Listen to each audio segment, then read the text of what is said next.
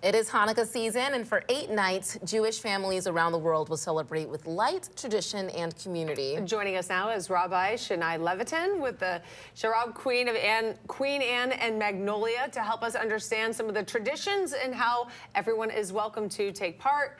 Rabbi, thank you so much for joining us today. Thanks for having me. For people maybe who don't know some of the backstory of Hanukkah, would you mind telling us a little bit about that and the significance of the menorah? Sure. The story of Hanukkah goes back to ancient Israel when the Jews were being subjugated by the Syrian Greeks who were attempting to stamp out their religious freedom and impress them greatly. A small group of Jewish rebels called the Maccabees rose up and defended their rights to religious freedom and overthrew a mighty enemy, basically the superpower of the age. And as the story goes, when they came to Jerusalem to rededicate the temple, they came and they were searching for pure oil to light the menorah. And they searched and they searched. They were only able to find one jug of oil that still had the seal of the high priest on it. And it was only enough to last for one night, and it took them 8 days to produce new oil. And the miracle of the menorah is that the oil lasted for 8 nights. And the menorah has become a symbol of religious freedom, a symbol of how light could overcome a lot of darkness. And unfortunately, we see that today with what's going on in the world, particularly yesterday with the attack in Sydney on a menorah event, that we need to spread the light even more than ever this year. Yeah, it's certainly troublesome to see what has happened around the world as it pertains to Jewish people. Can you tell us maybe some more about the traditions, like the story behind the game of dreidel? Did I pronounce that right? Yes, the dreidel. Well, the story of the dreidel is that the Jews were not able to practice religious practice or engage in Jewish education.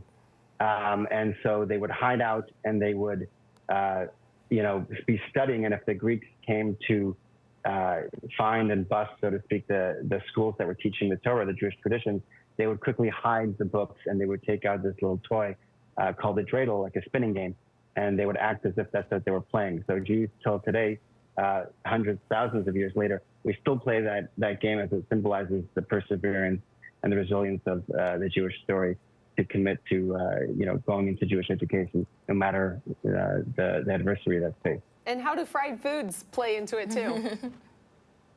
Since the miracle is about oil, the oil from the menorah, there's a tradition to eat various fried foods. So we have latkes, is like a potato pancake that's fried, and oil. Some people have fried donuts as well. But I really want to focus on the not just the tradition, but the message of the holiday, particularly in light of what's been going on yesterday. How everyone should really focus on adding more light in their life and their communal lives. There is a lot of darkness out there in the world, as we saw on display yesterday, and we can all do a little bit on our part to light the menorah. I encourage everyone to light a menorah and to light it in their homes. If you know someone who's Jewish, you can reach out and tell them that you're thinking of them, show some solidarity. And everyone, not just the menorah, but also metaphysical light, do an extra good deed in the merit of those that have fallen and those that are wounded. And a little bit of light, that's really the message of the menorah, is that just a little bit of light pushes away a tremendous amount of darkness.